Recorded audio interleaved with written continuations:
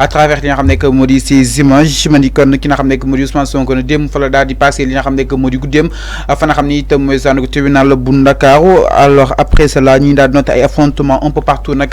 diggante li nga xam ne que moo di Pikine ak li nga xam ne que moo di Parcelles Assainies mais kon li nga xam ne que moo di la police mi ngi sous surveillance li nga xam ne que moo di peut-être fii si Ndakaaru mu koy daal di xool bu baax a baax peut-être wala mu daal di mën a maîtriser li nga xam ne que moo di la situation actuellement alors maa ngi nuyu bu baax a baax justement Mamour bàyyi nga daal di nuyu téléspectateurs yi nga daal di jóge si terrain bi lan leen mën a jàpp par rapport ak situation bi jamono ji. waaw Fallou maa ngi lay fay di nuyu les internautes de Sénégal 5 TV. Je suis très ravi encore une fois di partager plateau bi ak yow. Comme ni nga ko waxee sànq je pense que j'étais en ligne. jëloon nga ma concernant la situation actuelle ci biir dëkk bi. li ñu mën a constater que mooy si yenn artères yi. on voit la présence des forces de défense et de sécurité. trafic bi xawul dense trop il faut le dire ñu bëri tey ji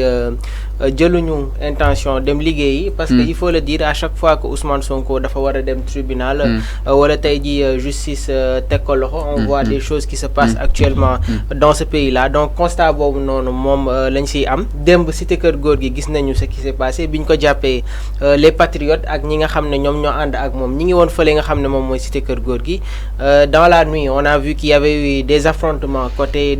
Grand Dakar Amitié Sicap Baobab bi entre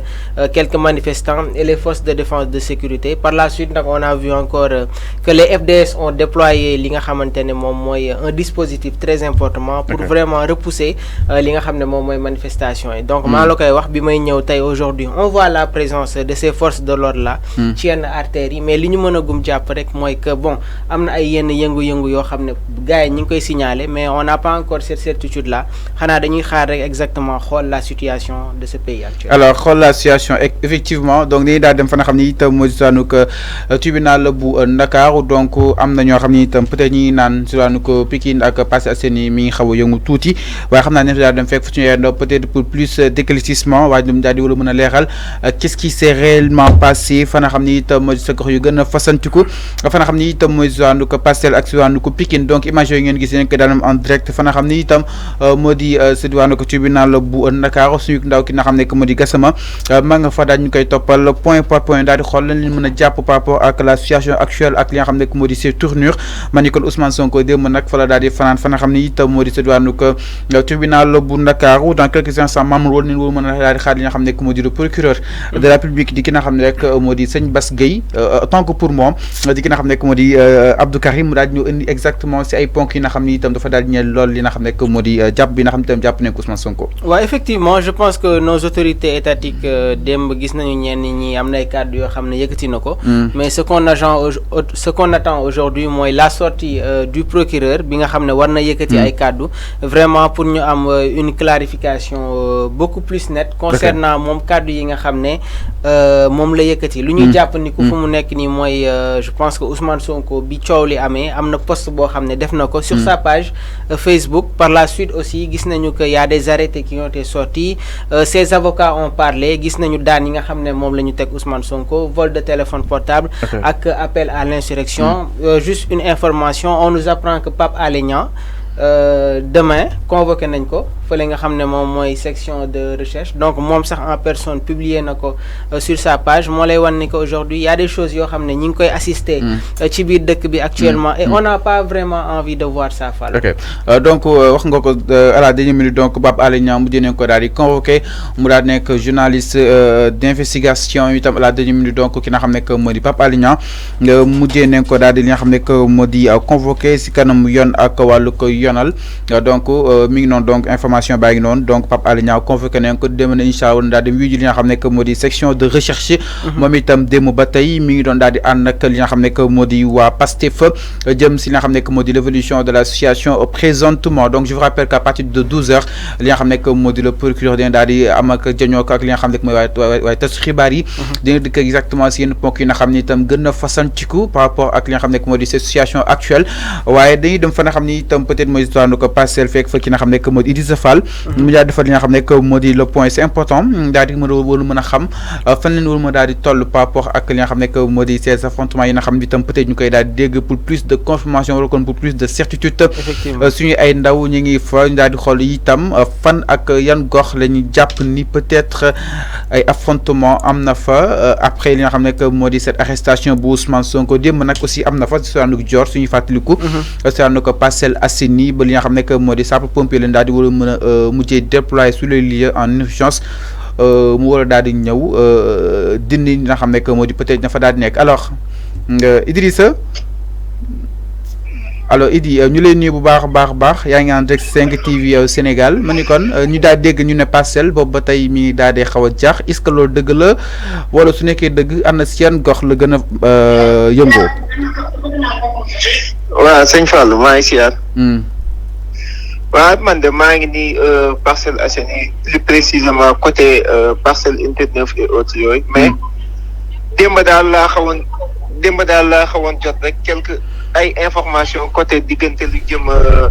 unité 17 ba Dior noonu mais tey moom journée tey moom peut-être tamit man maa génnagul jusqu'à présent mais amagul benn loo xamante ni rek mi ngi am fii nii si côté Parcelles Assainies bi surtout nag peut-être tamit fii ak si kanam maa ngi nii di dem côté Dior ma ut fa ay côté information mais zone bii nii daal lu ko jàpp case ba diggante unité 7 et autres daal pour l'instant mi ngi si benn calme bu total amul benn manifestation mais amul daal loo xamante ne rek mi ngi fi am. alors donc accalmie total leen am fa nga xam ni itam mooy zaanu Dior ak li ko wër.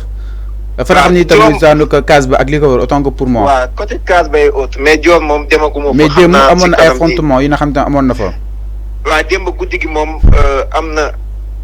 am na quelques affrontements rek mais pas affrontement sax parce que juste quelques manifestations yu ndaw la rek manifester parce que ak tamit li nga xamante moom mooy information bi ni mu wàccee noonu. fallait que population bi xaw a réagir wutul. donc am na quelques affrontements ba d'après les informations yu ma jotoon moom. am na benn auto Sonatel bu ñu taaloon sax aux alentours de Dior. loolu daal lañ fi amoon. ok merci beaucoup xam naa dina la daal di rejoindre dans quelques instants incha allah peut-être pour la suite ñu daal di xool l'évolution de l'association au sein de Parcelles. d'accord jaajëf Idrissa Fall alors moo ñu fa doon daal di toogal ki nga xam ne mooy Idrissa donc mi ngi noonu pour le moment donc si wàllu case bu jëm kaw accalmie totale loolu tamit nga daal di nemmeeku ba nga doon ñëw. waaw on voit aussi la réaction de quelques internautes. Peut-être que ñoom ils sont sur place ñi ngi wax ne que am na ay yëngu-yëngu yoo xam ne mi ngi am côté boobu donc je pense que comme ni ko Idrissa waxee. il va se déployer sur les lieux. pour ñu am une information beaucoup plus claire et nette mais li ñu mën a jàpp ni ko mooy démb la yëngu-yëngu yi gënoon am maa ngi la ko doon wax diggante amitié am na sax ñoo xam ne bëggoon nañu attaquer li nga xam ne moom mooy Auchan bi.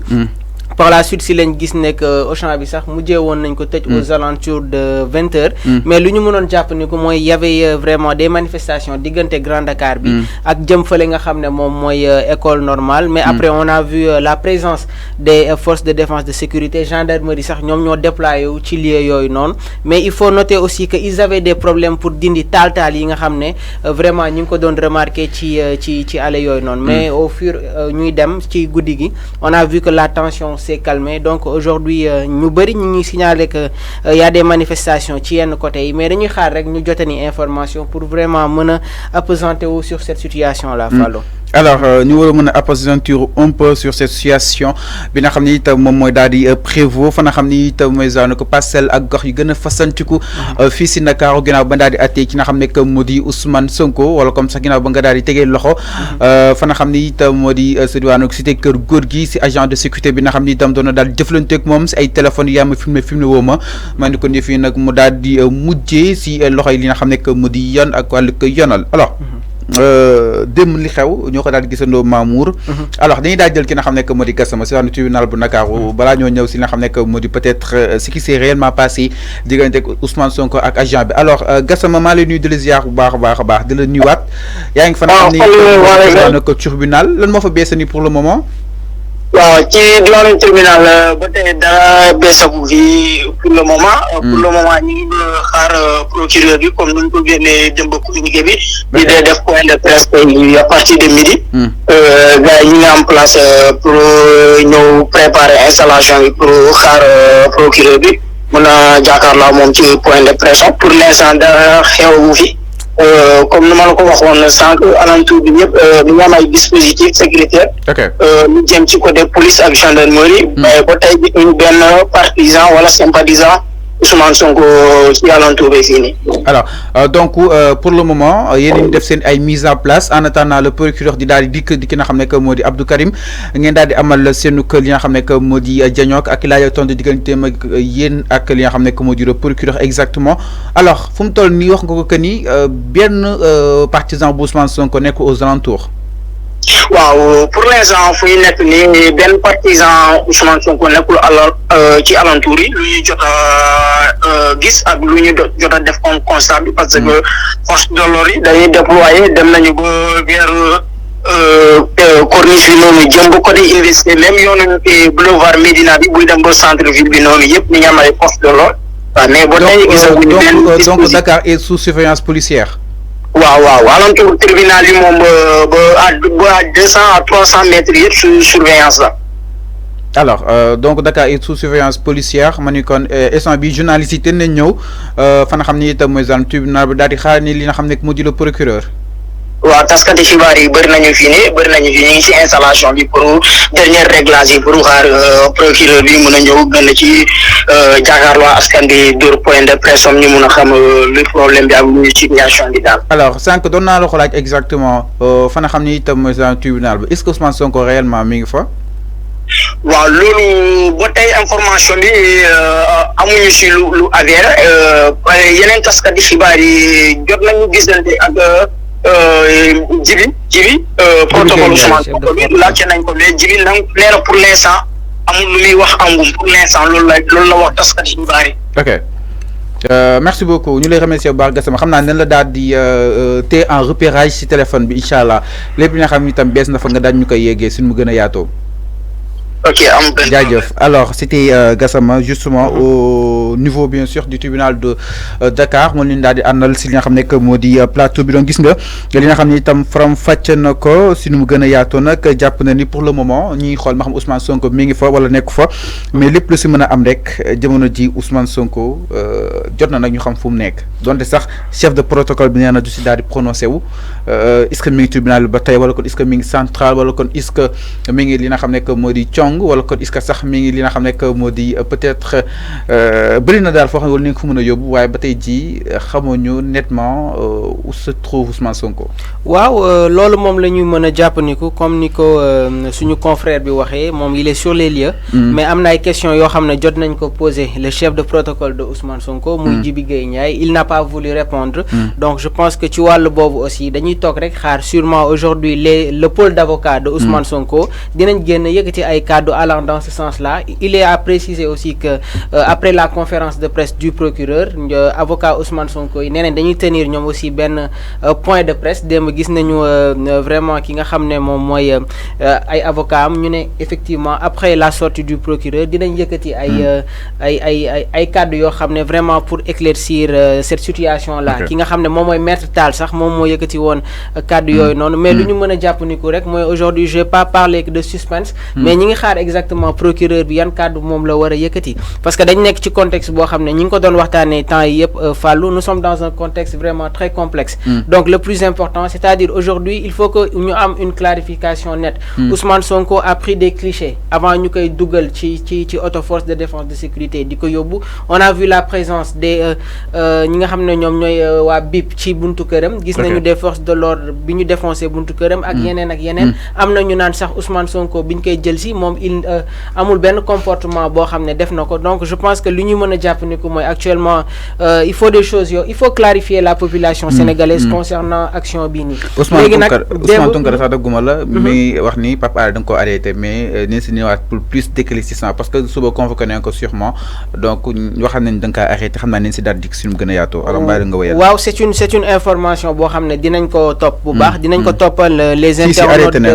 de Sénégal 5 TV donc c'est une information effectivement dinañ ci am confirmation yaakaar naa ne parce que ñi ngi ko doon wax ci début débat bi nee nañ Pape Alé demain dañ ko convoqué fële nga xam ne moom mooy section de recherche moom ci boppam moom moo defoon publication bi donc on nous apprend qu'il y a eu une arrestation xamaguñ ne exactement si c'est réel donc il faudra faire très attention mais lu ñu mën a jàpp ni ko aujourd'hui mooy maa la koy wax on attend à ce que le procureur vraiment yëkkati ay kàddu yoo xam ne dinañ xam ñun fan la ñuy positionné woo mais lu ñuy jàpp ni ko mooy tey ji y a un leader encore une fois qui fait face à un acharnement Ousmane Sonko gis nañu dossier bi nga xam ne moom moo mujjee woon nekk si kawam je parlais du dossier moom ak Adji Sarr lan lañ ko jugé dañ ko àtte li nga xam ne moom mooy contumace dóor ko li nga xam ne moom mooy corruption de la jeunesse démb ñu ne ñu Ousmane Sonko teg nañ ko si kawam li nga xam ne moom mooy ay vol de téléphone portable ce qui est une chose tellement léger boo xam ne sénégalais sax ils n'ont rien compris donc je pense que dañ nekkoon ci contexte boo xam ne on était en train de parler de dégel Fallou ñu ngi doon wax ne que côté Pastef on est en train de voir que ñenn ñi ñu ngi leen di bàyyi pour dire Macky Sall démb maa ngi Cheikh Ousmane Touré naan Macky Sall kenn mënu koo comprendre c'est-à-dire da nga koy xaayee sa parent à mu ñëw si bee lu moo ko peut-être ñu yaakaar ni la situation il est décrispée foofu la gën a war a mën a crispé wu là où on attend que la situation li nga xam ne moo di mu daal crispé président Macky Sall ñëw décrispé ko ba si troisième mandat bi donc dafa nekk benn président de suspense. Fallou le président Sall est imprévisible. am na ñu bëri ñoo xam ne tey jii jàngat boobu moom la ñuy def. si on voit depuis diggante bi nga xam ne moom moo amoon ci discours bi mu teniroon concernant mbirum troisième mandat bi ak tey jii il n'est pas facile de le situer. am na ay actes yoo xam ne mi ngi koy posé ñaata yoon moom la fi reporté. concernant kaddu yi nga xam ne war na ko yëkkati concernant candidature partem donc yooyu noonu yëpp on voit encore une fois y a des actes yoo xam ne mi ngi koy posé. démb maa ngi déglu ki nga xam ne moom mooy Siré Sy moom peut-être que nee na sax le président Sall il n'est pas au courant de ce qui se passe. ñu bëri d'accord uñ si ak moom parce que aujourd'hui même si le président Sall n'est pas ici mais lépp luy xew ci réew mi daf koy yëg donc ci côté boobu noonu je pense que y a une contradiction conc bi waaw mais maa teg sama conc dossier yi na la taal Sénégal. waaw xam nga dafa am dossier boo xam ne dafa amoon 14 morts. rentrée cours et tribunaux yi le président Sall ne am na ay dossiers yoo xam ne man maa si teg sama conc beaucoup se posent la question à savoir est-ce que réellement conc boobu noonu muy wax teg na ko ci yenn dossiers yi il l'a fait dans ce dossier là. Au début, on était à 14 morts durant les événements de mars 2021. Taïdjini, on est en 2023. Mori Yokuna. Parce qu'il y a eu une succession concernant cette affaire-là. Donc, on s'attend aujourd'hui à ce que Degel Bingham Ninko donne remarquer, nous continuer. On a envie d'aller qu'il y ait élection, élection transparente, donc, le constat qu'on fait, c'est qu'aujourd'hui, cette population-là doit faire un choix. Choix bobu Ninko porté sur Ousmane Sonko. Aujourd'hui, personne n'a dit ce qu'on vient que mon leader de l'opposition. Fallou personne ken togul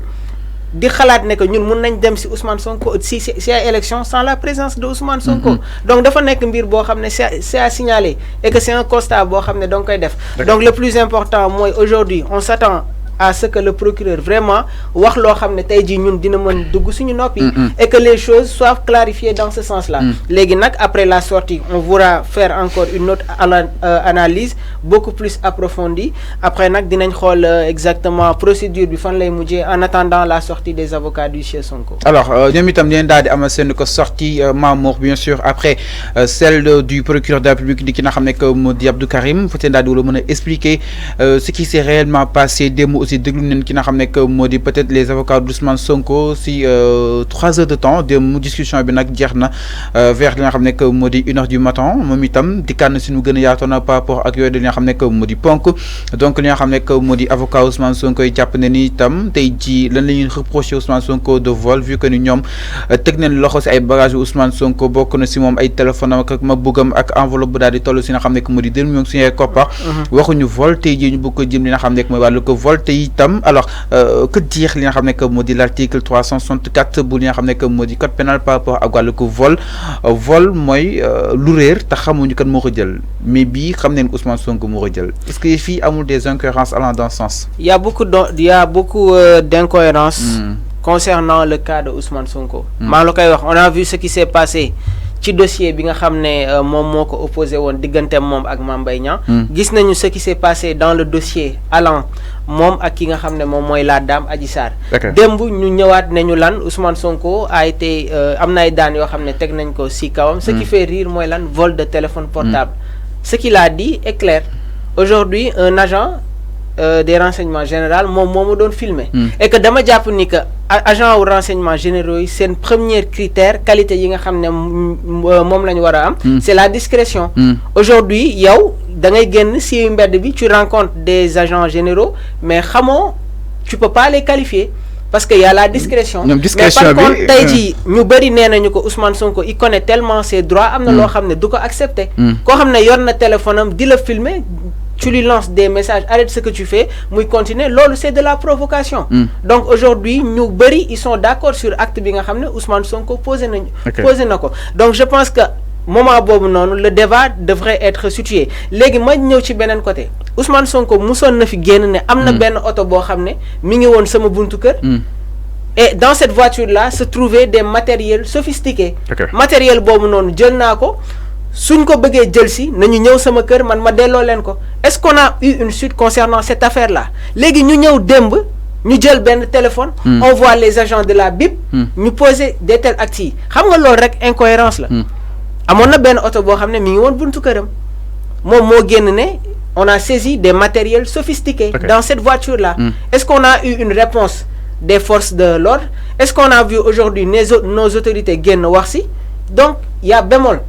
incohérence bi ngay wax noonu dafay ñëwaat. Donc c'est-à-dire aujourd'hui il y a un acharnement terrible boo xam ne ça se poursuit. Une personne qui a été séquestrée depuis plus de 50 jours munoo génn munoo dem fenn. Mais ça peut pas continuer. C'est-à-dire aujourd'hui la justice entre parenthèses doit prendre ses responsabilités. C'est clair. am na benn jugement boo xam ne mettre nañ ko ci kawam mais lan la ñuy xaar pour exécuter ko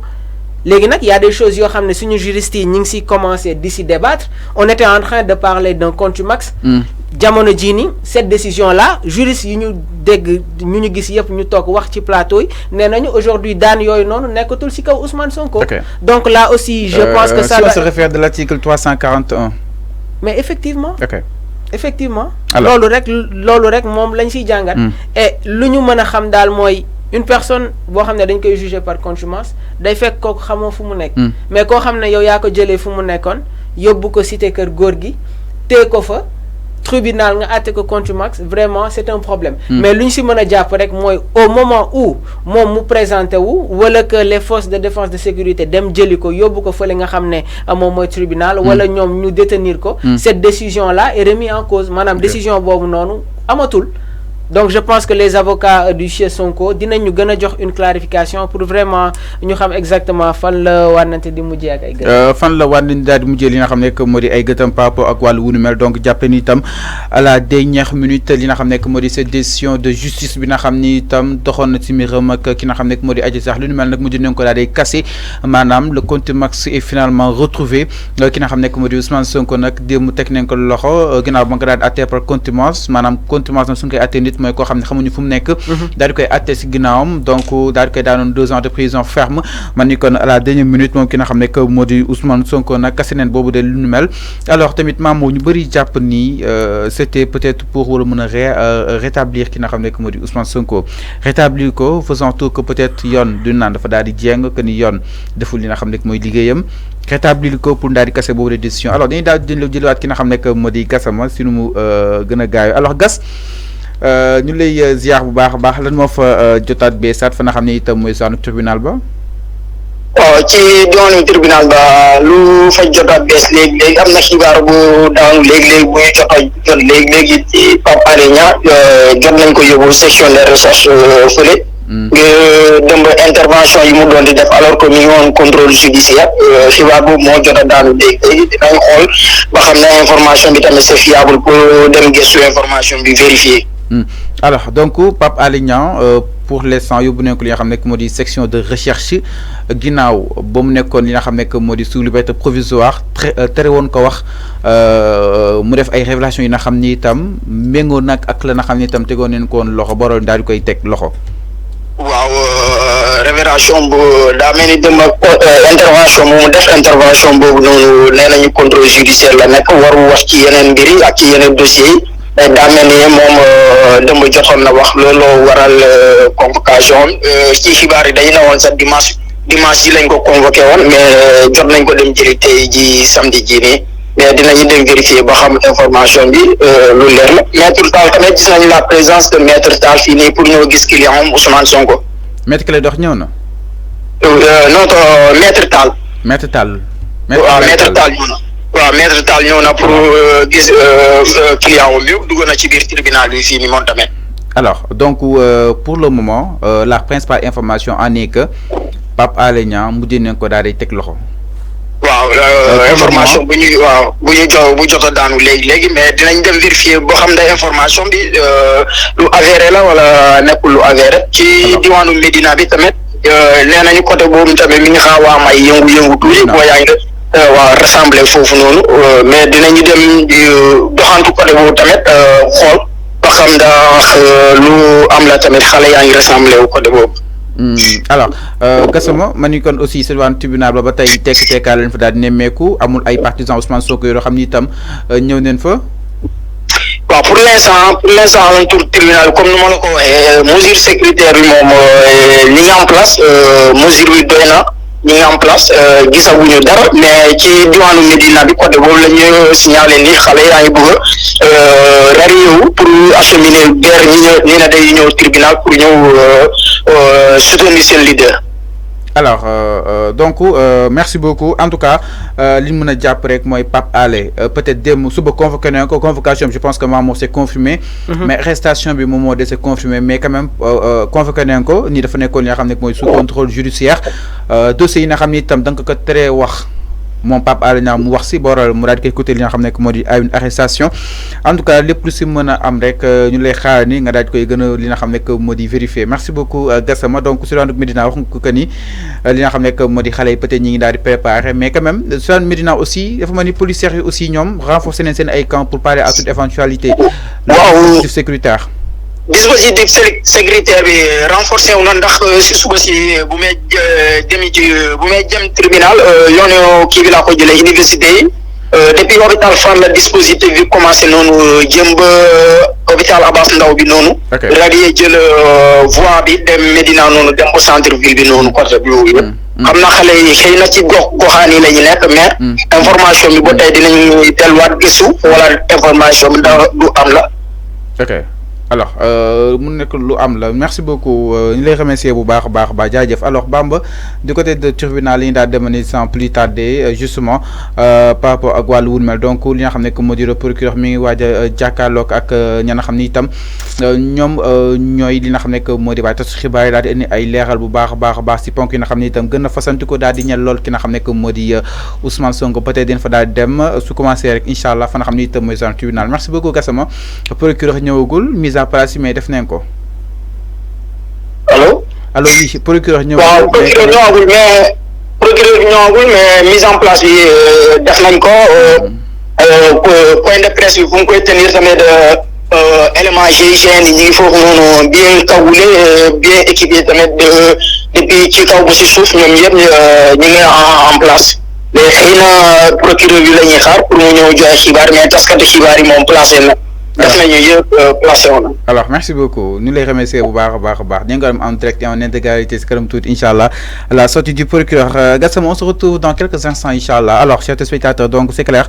ki nga xam ne moo di Pape Alé Niang nag naka la convoqué woon ak section de recherche à la dernière minute wax nañ que ni itam xaaruñu sax ba suba mujj nañ ko daal di arrêté xam naa ni suñu ndaw dina gën a ñëw si boobu di xibaar daal di koy gën a confirmer jëm si wàllu wunu mel allant dans ce sens alors n'oubliez pas chers téléspectateurs de liker ce live daal di koy li nga xam ne moo di protéger justement daal di ànd ak yéen si nga xam ne que moo di plateau bi si mu gën a yaatoo waaye itam partagé leen li nga xam ne que moo di live bi ñëpp daal si war a mën a jot édition spéciale peut-être pour vous faire vivre li nga xam ne que moo di li gën a fës jamono ji fii si réew mi donc n'oubliez pas de liker li nga xam ne que moo di live bi alors kaaw Pape Alé Niang balaa ñoo ñëwaat si contumace parce que aussi jamono ji kaaw Pape Alé Niang ñu bëri doon nañ ko xaar parce que démb dafa mel ni ko xaw a daal li nga xam ne que moo di peut-être coincé wu au mur jëm si révélation yi nga xam ne itam def na ko sur avant l'arrestation pendant et après. mais Fallou Pape Alé est un journaliste d'investigation. suñ demee ba aujourd'hui le journaliste n'a plus cette liberté d'expression. Donc on remet tout en cause. Le problème qui se pose instant bi mooy que on a un problème avec la démocratie. Justice bi ken waru ko instrumentaliser. La justice ne doit pas être politisée. Tey jii les journalistes ont le droit de s'exprimer. Mais le constat qu'on fait mooy tey jii am na ay kàddu yoo xam ne soo ko yëkkatee effectivement y a des risques. Man am na koo xam ne dem maa ngi toog ak moom quand il a vu Pape Alé parler daf ma ne carrément xoolal léegi gars yi dem jëli ko. Et c'est ce qui est en train de se passer nii. Xool nañu exactement jamono yi nga xam ne biñ koy jàpp. Il a fait des grèves à la fin. Grève yoo xam ne tey jii ba tey son état de santé am na ay séquelles. En dehors de Pape Alé am na ay nit yoo xam ne dañu joxe seulement seen opinion tey jii ñi ngi ci kaso bi. Donc c'est des choses yoo xam ne dañ ko war a rétablir encore une fois. Le journaliste tey jii je pense que son rôle c'est d'aller à la recherche de l'information ñëw jox ko ki nga xam ne moom mooy askan wi. Et cette information là doit être vérifiée xool exactement si c'est exact. Mais suñu xoolee kàddu yi nga xam ne moom la yëkkati depuis l'arrestation de Ousmane Sonko wala à la présence des forces de défense et de sécurité si la génne woon def live di expliquer situation bi ni mu demee. Donc nag dañ nekk ci contexte boo xam ne il faut le dire certains même ont peur de s'exprimer. Parce que dafa am benn acharnement terrible boo xam ne tey jii ñi ngi koy teg ci ñoo xam ne ñoom ñoo war a génne information bi. Donc nag ça ne doit pas aller dans ce sens là mais lu ñu mën a jàpp ni ko mooy nañ xaar exactement il faut préciser que moom dafa nekkoon sous contrôle judiciaire. Am na ay daan yoo xam ne dañ ko tegoon ci kawam mais comme je l'ai toujours dit Pape Alé aujourd'hui a toujours été une référence sur une partie de cette jeunesse là sur une partie di nga xam ne vraiment ñi ngi ci milieu journalistique. Donc suñ ñëwee encore une fois ba jamono ji nii ñu ne demain dañ koy convoquer il a été convoqué à la section de recherche quelques minutes plus tard on apprend que dem nañ ko jëli on ne sait pas exactement si c'est une information sûre mais li ci mënti am mooy dinañ xam exactement l'exactitude concernant situation boobu noonu dañuy xool rek exactement fan la problème bi di mujjee fan la problème bi daal di mujjee exactement donc comme ni ko waxee comme ni nga ko waxee woon sànq man ni kon ñu bëri nag prédisé woon déjà li nga xam ne que moo di arrestation bu Pape Alé Niang donc Pape Alé Niang donc mi ne sukkandiku aussi da nga ko daal di convoqué nag demain si dimanche bi suñ sukkandiku Sénégal 7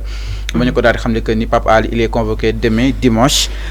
il y a 34 minutes mais entre temps ce qui s'est réellement passé mais en tout cas ki nga xam ne que moo di moom Ousmane Tounkara jàpp na ni ki nga xam ne que moo di Pape Alé da nga ko daal di arrêté aussi suñu internet yi aussi ñi confirmer lu nu mel que ni lu am la certes li nga xam ne que moo di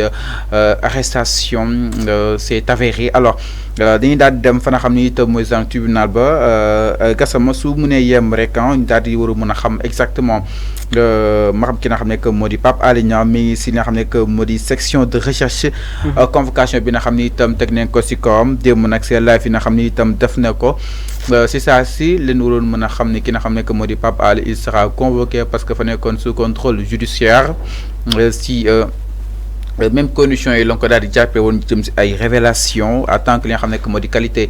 journaliste gam donc war nañ ko si war mën a xaarani ñu daal di koy li nga xam ne que moo di teg loxo jëm si wàllu wunu mel alors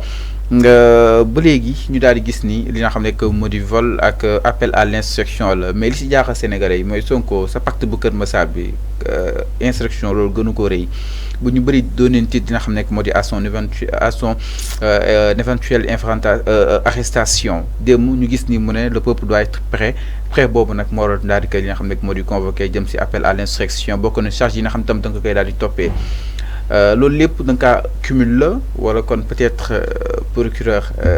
day chargé dossier bi. Mais si on voit communiqué bi nga xam ne moom moo mujjee woon génn c'est-à-dire ci biir communiqué li ñu siy jàngat mooy dafa mel ni que ñoom dañu delluwaat si ginnaaw. jël ay fait teg ko ci li nga xam ne moom moo xew démb. mais xam nga ci xel Ousmane Sonko sàcc na téléphone jàmbur loolu c'est pas un problème. te pourtant ci beneen wàll bi ces biens ont été saisis. sànq yaa ngi doon wax montant wu 2 millions jël nañ ko. ces téléphones portables jël nañ ko. un MacBook Pro jël nañ ko. est-ce que ces matériels-là ont été restitués. xam nga y a problème sànq maa ngi la ko doon wax Ousmane Sonko génnoon na wax que j'ai eu à saisir on a eu à saisir. vraiment des matériels sophistiqués yoo xam ne tey jii mettre nañ ko sama buntu kër pour xam kàddu yi nga xam ne moom laa yëkkati. donc su rëy téléphone. mais loolu moom moo gënoon rey téléphone. il a bien dit des matériels sophistiqués. léegi nag li gën a grave si affaire bi suñu sukkandikoo sur les témoins oculaires. ñoom ils ont dit que dafa am benn oto boo xam ne mi ngi dafa panne foofu noonu. oto lan la élément de la gendarmerie. Mais ñi nga xam ne ñoom ñoo dëkk foofu nee nañu oto bi par moment sax dañ doon dégg muy tàkk. dafa mel ni climatiseur bi moom lañ doon taal. mu lay wan ni que y a la présence d'une personne dans cette voiture là. Donc moo lay wan ne que tellement ce sont des choses légères yoo xam ne dañ ko jël teg ko ci kaw table bi. Fallou maa ngi la ko doon wax il devrait y avoir une concertation tey jii Ousmane Sonko su fekkee ñi nga xam ne duggoon nañu biir këram il s'était opposé à eux mais est-ce que problème bi du gën a doy waar. Mais ce qu'on nous apprend aujourd'hui mooy la brutalité est du côté de ñi nga xam ne ñoom ñoo ko doon jël. jël ko dugal ko ci biir otom. La réaction bi nga xam ne famille am def nañ ko on a vu. gis nañ jabaram exactement ban réaction moom la am pour une première fois maanaam gis nga Fallou. pour une première fois muy wax. mais y a des choses yoo xam ne c'est terrible au fait. da nga koy xoolee ci sa bopp. et que am na loo xam ne je me dis que soo koy def une personne le jour où il sera là. mais dina am ay mbir yoo xam ne je vais pas parler de fayanto mais mun na am une réponse allant dans ce sens-là. C'est-à-dire il ne faut pas encore une fois que ñuy jël mbir bi di ko defee d'une manière extravagante. Et que moom la ñuy remarquer fu mu nekk nii. maa ngi la koy wax cette justice ne doit pas être instrumentalisée. Tout le temps on était en train de nous parler du rapport de Mo Ibrahim ci biir rapport yooyu noonu qu'est-ce qu'on nous dit. Le Sénégal était en train d'occuper une 9e place ñu bëri ñu déggee loolu ils ont dit mais attends Sénégal ban 9e place moom lay occuper au moment où on est en train de parler de la corruption au moment où notre démocratie mi ngi reculer au moment où cette justice là est en train d'être politisée mais ça pose problème. Quand Ousmane Sonko su génnee taxaw ne que procès yi nga xam ne mi ngi sama kaw ce sont pas des procès juridiques mais ce sont des procès politiques. Je vais répondre de manière politique yëkkati woon na fi ay kàddu yooyu noonu est-ce que bi mu yëkkatee loolu gis nañu la sortie de nos autorités allant dans ce sens-là aujourd'hui comme kàddu yi nga xam ne moom la wax mais soyez prêts. man mun naa ko interpréter que après li xew dina génn def point de presse yëkkati ay kàddu wax ak les patriotes dina génn yëkkati ay kàddu wax ak avec cette population là ku nekk ak ni nga koy jàngatee mais le constat qu'on fait c'est que aujourd'hui c'est comme si justice bi dafa xiif tellement Ousmane Sonko ba yàkkamti ñu mu def leen loo xam ne dañ koy ñëw saisir mais lu ñu mën a jàpp mooy maa ngi la koy wax renseignements généraux mun nga dajante ak ñoom doo xam ne ñoom la parce que seen premier critère dafay nekk li nga xam ne moom mooy la vigilance ak la discrétion civil bi mais effectivement tu les vois tous les jours. Ils sont dans les moyens de transport ñi ngi ci tali bi ñi ngi ci mbedd bi ñi ngi ci boutique yi ñi ngi fépp mais doo leen ràññee parce qu'il y a la discrétion mais suñu ñëwee nag ba un élément de la gendarmerie koo xam ne nee nañu renseignements généraux la jàkkaarloo ak un opposant une personne qui a fait du droit génne onam di ko filmer mais effectivement cette personne là ne va pas se laisser. Comme ni nga koy déggee noonu ñu ngi nii si kaw foire bi ma ni kon Sénégal les gens patrouilles commencé les gyrophares gyrophares yi commencé na ak li nga xam ne que moo di patrouille sànq ba tey ñi ngi romb xam naa ne dañ leen ko daal di jëlal en image pour ngeen daal koy xool alors donc Mamour à la dernière minute c'est confirmé si wàllu Parcelles Assainies mi ngi daal di li nga xam ne que moo di yëngu bu baax a baax aussi ak li nga xam ne que moo di pneu yi nga xam ne itam taal nañ ko fa donc ça chauffe du côté li nga xam ne que moo di c'est des Parcelles Assainies là aussi il faudrait que ñu daal si loolu mën a bàyyi xel bu baax a baax vu qu'il y a un correspondant là-bas dañ ko daal jël bu baax baax Idrissa Fall mu daal defal li nga xam ne que moo di le point aux Parcelles Assainies vu que ni tout le temps Mamour quoi qu'on puisse dire ñoom seen décision day impacter après jëm si li nga xam ne que moo di askan wi c'est important ñu aussi war a mën a bàyyi xel alors vu li nga xam ne que moo di le procureur dem li nga xam ne itam bind na ko ñu bëri yaakaar na ni itam dafay daal di chargé ki nga xam ne que moo di Ousmane Sonko par rapport ak wàllu wu ni mel mais quand même est-ce que nekk aussi li nga xam ne que moo di piège parce que si Ousmane Sonko suñu xëy ba ngoon jot téeméer nit dinañ ko daal di tudd téeméer nit dinañ daal di wax si moom est-ce que nekk benn piège boo xam ne itam peut-être tànn nañ ko allant dans ce sens. Fallou am na ñu bëri sax ñu ne le discours de Ousmane Sonko est en train de changer mooy lan c'est-à-dire dañu gis ne que radical bu mu nekkee woon mi ngi changé wu. dañ gis ne que récemment dafa mel ni comme si sérénité dëkk bi moom moo ko ñor. moo tax ci benn wàll il insiste sax ne que man jàmmu Sénégal moom moo ma tax a jóg. maa ngi la ko doon wax on était en train ñu bëri yaakaaroon nañ ne que lu bëri dina changer. parce que ñi ngi doon remarquer encore une fois dal mais cere bi reesul sax. ñu gis le lendemain après la prière du vendredi jàpp nañ ko yóbbu ko. Beaucoup disent que c'est de la provocation. Effectivement, man, selon ma conviction, damay jàpp ne que provocation là. Parce que tu n'as pas le droit de filmer tey jii nii une personne sans son consentement. Wala dañ koy wax. Beaucoup disons bon aujourd'hui est-ce que les forces de défense et de sécurité n'ont pas cette autorisation wala leneen ak leneen, mais ça ne doit pas se passer comme ça. Donc je pense que c'est un débat boo xam ne aujourd'hui il devrait y avoir une clarification beaucoup plus nette concernant yenn juristes yi. Je pense que dinañ si mën indi benn approche bi, mais comme ni ma la koy waxee, Ousmane Sonko a fait du droit, jaar na fi nga xam ne moom mooy ENAM, il connaît ses droits. Am na loo xam ne s'il réagit de cette sorte là vraiment ñu bëri dañ si ànd ak moom. Et le constat qu'on fait c'est que c'était pas la première fois que muy teg genre acte yi nii. Fallou c'est pas la première fois ñu koy filmer à son insu. Donc yooyu noonu yëpp day nekk ay mbir yoo xam ne encore une fois dañ koy jël tegaat ko ci table bi. Léegi nag maa ngi la koy wax, y a une décision boo xam ne ñu ngi koy remettre en cause concernant verdict bi ñu mujjee woon joxe ci digganteem moom ak Adji Sarr. Je pense que ces avocats encore une fois vont s'exprimer, mais li ñu mën a jàpp mooy démb les analystes politiques yenn juristes yi nga xam ne ñi ngi doon débattre ci plateau yi wax nañ ne que carrément cette décision là n'existe plus. Fallou kese nañ ko. Alors ma ni kon alors du côté de la régie Bamba yëf yi nag wàcc na justement jëm si li nga xam ne moo di le procureur war na mën daal di wax ak li nga xam ne moo di askan wi. Donc soo ñu ko mënee mayaale en même temps du côté de la RTS justement par rapport ak li nga xam ne moo di le procureur ak mise à place bi nga xam ni tam war na ko lu mën a daal di def ni incha allah war na daal di ko mën a expliquer lu jëm si wàllu du mel. Ma ni kon en attendant la régie di pare yëf yi du yomb parce que c'est la première fois ñu gis ñu arrêté nit si veille bi lu toll ni sorti procureur bi nga xam ni itam il faut mu am benn effet bu majeur pour mu mën a génn pour wax franchement war nañu war a mën a xalaat dootu charge. En tout cas li ñu mën a jàngat mooy comme si tu l'as bien dit, c'est une première fois. Léegi nag je pense que tey jii nii dayo Ousmane Sonko moom moo toll fii. Dañuy toog encore une fois déglu bu baax procureur bi yan kàddu moom lay wax. Et li ñu mën a jàpp ni ko mooy maa la koy wax. Cette population a compris l'évolution de la vie politique. Les Sénégalais sont tellement éveillés ba tey jii am na ay kàddu yoo xam ne soo ko waxee ñoom ñoo la ko gën a maîtriser. Parce que soo jëlee lépp politiser ko bàyyi les problèmes de la société. Tu ne règles pas exactement les problèmes fondamentaux yi nga xam ne Sénégalais yi ñi ngi koy jànkonteel. Mais lenn rek lii lay indi éveil de confiance bi nga xam ne moom moo am ci askan wi nii mais ñoom ñoo ko lancé ñoom ñoo ko prôné et ils ne sont même pas au courant de ce qui se passe actuellement. Donc dañuy déglu encore une fois kàddu yi nga xam ne procureur war na ko yëkkati après ñu indi ci vraiment des analyses et des réactions beaucoup plus intéressantes. Beaucoup plus intéressant. Donc pour l'instant donc ñi ngi si nga xam ne que moo di mise en place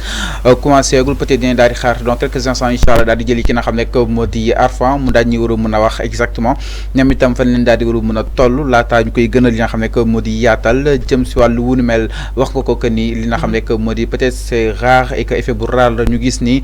la veille d'une arrestation ñu génn pour daal di wax exactement qu'est-ce qui s'est réellement passé lan moo doon seen discours tey jii ma xam woon mën a xaar dootu charge yi nga xam itam dinañ daal di dolleeku par rapport ak boobu le dossier. Donc pour rappel chers téléspectateurs dem leen daal di jàpp ki nga xam ne moo di Ousmane Sonko pour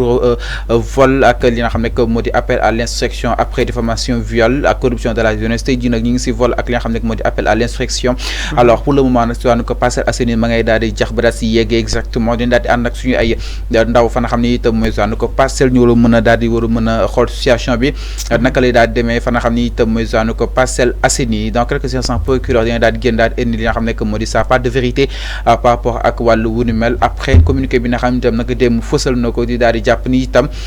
benn agent bu renseignement généraux le Ousmane Sonko daal di li nga xam ne que moo di këf téléphone am waaye itam de manière violente naka noonu nag la nga ko daal di arrêté ak acte yi nga xam ne itam doon na ko daal di def lépp leen daal di dajale daal di koy toppee ki nga xam ne que moo di Ousmane Sonko. Donc mi ngi noonu ma ni kon du côté de la régie c'est ça. Donc yéen a koy daal di gis noonu à présent sur la RTS dinañ daal di jëli li nga xam ne que moo di le procureur su commencé rek dinañ ko daal di am en direct en intégralité sur les antennes de 5 TV. En attendant on poursuit l'édition spéciale